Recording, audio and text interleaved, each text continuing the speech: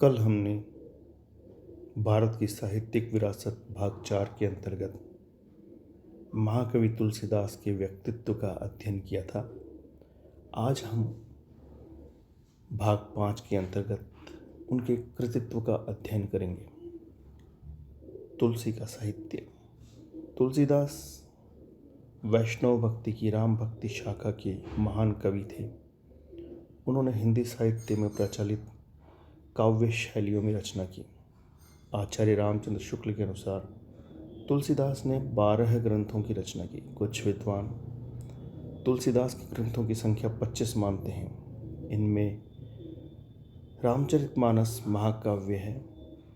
शेष रचनाएं यथा बरवई रामायण, पार्वती मंगल, जानकी मंगल, वैराग्य संदीपनी, रामाज्ञा प्रश्न, दोहावली, कवितावली, गीतावली, श्री कृष्ण गीतावली, विनय पत्रिका और रामललान छहु आदि रचनाएं खंड काव्य, मुक्तक काव्य, प्रबंधात्मक मुक्तक और लोकगीतात्मक मुक्तक काव्य के रूप में रचित हैं।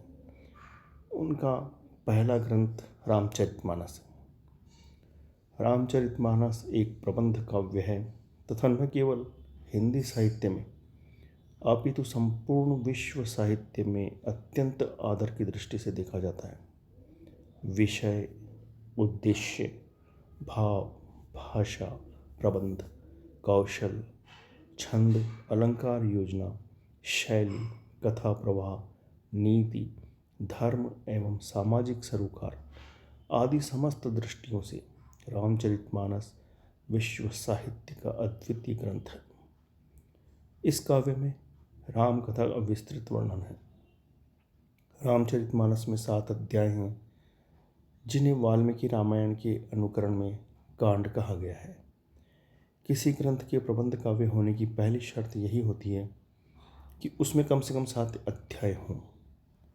इस ग्रंथ में अयोध्या नरेश दशरथ के पुत्र श्री राम को भगवान विष्णु के अवतार के रूप में तथा मिथिला के राजा जनक की पुत्री सीता को लक्ष्मी के अवतार के रूप में स्थापित किया गया है। रामचरितमानस की कथा के माध्यम से भगवान के दुष्ट हंता भक्त वत्सल स्वरूप की आराधना की गई है। गोस्वामी तुलसीदास ने रामचरितमानस के विभिन्न पात्रों के माध्यम से समाज के समक्ष उच्च आदर्श उपस्थित किए हैं तथा वाल्मीकि द्वारा प्रारंभ किए गए कार्य को नवीन ऊंचाइयां प्रदान की। राजा के रूप में दशरथ और जनक, गुरु के रूप में वशिष्ठ एवं विश्वामित्र, माता के रूप में कौशल्या और सुमित्रा, पुत्र के रूप में राम, लक्ष्मण, भरत और शत्रुघ्न, पत्नी के रूप में सीता, मित्र के रूप में सुग्रीव एवं विभीषण तथा सेवक के रूप में हनुमान एवं अंगद के चरित्रों को आदर्श के रूप में स्थापित किया गया है। राजा दशरथ सत्यवादी, धर्मनिष्ठ राजा हैं जो वचन देकर धर्म की और प्राण देकर पुत्र प्रेम की रक्षा करते हैं। सीता आदर्श भारतीय नारी की प्रतिमूर्ति हैं जो कर्तव्य और पति के साथ वन जाने हेतु तर्कपूर्ण उत्तर द्वारा राम को भी निरुत्तर कर देती हैं। जी बिनु देहु नदी बिनु वारी, तैसी नाथ पुरुष बिनु नारी। तुलसी के लक्ष्मण चपल और उग्र स्वभाव के हैं किंतु भ्रातृ प्रेम के अनूठे आदर्श हैं। भरत का चरित्र शीलता का चरमोत्कर्ष है। मानवीय चरित्र इससे ऊपर नहीं जा सकता। भरत का चरित्र इतना उज्ज्वल है कि प्रकृति भी उनके प्रति सहानुभूति रखती है। जहाँ जहाँ जाए भरत रघुराया, तहाँ तहाँ मेघ गराहि न उछाया। खर, दूषण, रावण, कुंभकर्ण और मेघनाथ जैसे राक्षसी चरित्र वाले अहंकारी पात्र हैं जो धर्म एवं नीति से च्युत हो गए हैं।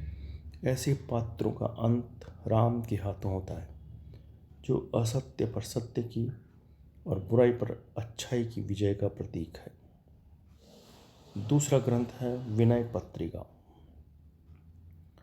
ब्रज भाषा में लिखे हुए इस मुक्तक काव्य में अनेक राग रागिनियों में बंधे हुए विनय संबंधी पद हैं। इसमें मुक्ति के आत्मनिवेदन का तथा आराध्य देव राम से उद्धार की कामना का मार्मिक चित्रण हुआ है। यह दास्य भक्ति की उत्कट कृति है। इसके गीतों में दैन्य भाव तथा शांत रस की प्रधानता है। इसमें ज्ञान, भक्ति और वैराग्य संबंधी विचारों का सुंदर वर्णन है तथा इसके गीत संवेदनापूर्ण तथा संगीत प्रधान है। इसकी भाषा संस्कृतनिष्ठ है तथा उसमें अल्प मात्रा में फारसी अरबी शब्दों का मिश्रण है। तीसरा ग्रंथ है कवितावली। यह खंड काव्य है जिसमें गोस्वामी जी ने अपने इष्ट देव राम का स्तुति गान किया है। इसमें वात्सल्य, श्रृंगार, वीभत्स तथा भयानक रसों का परिपाक है। इसमें केवट प्रसंग, लंका दहन तथा हनुमान जी के युद्ध का बड़ा सजीव चित्रण है। इसमें एक क्रम और योजना का पालन किया गया है। चौथा ग्रंथ है गीतावली। यह भी तुलसी का एक सुंदर गीति काव्य है जिसमें ब्रज भाषा के गीतों में रामचरित का सुंदर वर्णन किया गया है। यह सरल तथा लीला प्रधान रचना है। इसमें वात्सल्य रस का सजीव एवं हृदयग्राही वर्णन है। दोहावली। इसमें दोहों के रूप में राम भक्ति का वर्णन है।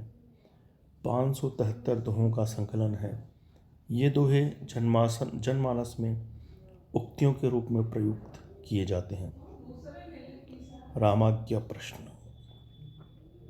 यह ज्योतिष शास्त्री ग्रंथ है। इस ग्रंथ में 7 सर्ग हैं तथा राम कथा का दोहों में वर्णन किया गया है जिसमें प्रश्न और उत्तर समाहित हैं। दोहों, सप्तकों और सर्गों में विभक्त यह ग्रंथ राम कथा के विविध मंगल एवं अमंगलमय प्रसंगों की मिश्रित रचना है। इसमें कथा श्रृंखला का अभाव है तथा अनेक दोहों में वाल्मीकि रामायण के प्रसंगों का अनुवाद है। 7वां ग्रंथ है बरवई रामायण। इस लघु ग्रंथ में बरवई छंद के अंतर्गत बांधकर राम कथा से संबंधित घटनाओं का वर्णन किया गया है। 8वां ग्रंथ है राम ललान हछु। यह संस्कार गीत है। इसमें कतिपय उल्लेख राम विवाह कथा से भिन्न है। इसमें पूर्वी अवधि भाषा के छंदों को लिखा गया है। 9वां है कृष्ण गीतावली। इसमें ब्रज भाषा में कृष्ण चरित्र का स्फुट पदों में वर्णन किया गया है। 10वां ग्रंथ है वैराग्य संदीपनी। इसमें वैराग्य संबंधी छंद हैं जिनमें धर्म और ज्ञान के साधारण सिद्धांतों का विवेचन है। पार्वती मंगल। इस लघु ग्रंथ में शिव पार्वती के विवाह का वर्णन है।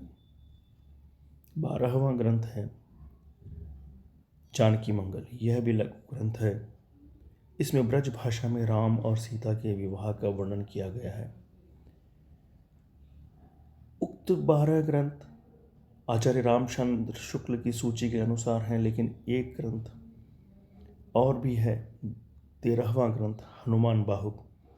इस लघु रचना में हनुमान जी को संबोधित करके उनके प्रति भक्ति भाव से पूर्ण प्रार्थनाएं लिखी गई हैं। यह एक प्रौढ़ रचना है जिसमें भाषा और भाव नवीन ठाठ के साथ उपस्थित हुए हैं। इस प्रकार हम देखते हैं कि तुलसीदास ने अपनी लेखनी के माध्यम से हिंदी साहित्य को बहुत समृद्ध करने का प्रयास किया है तथा समाज के अंदर राम के प्रति भक्ति भावना को स्थापित करने का प्रयास किया है। धन्यवाद।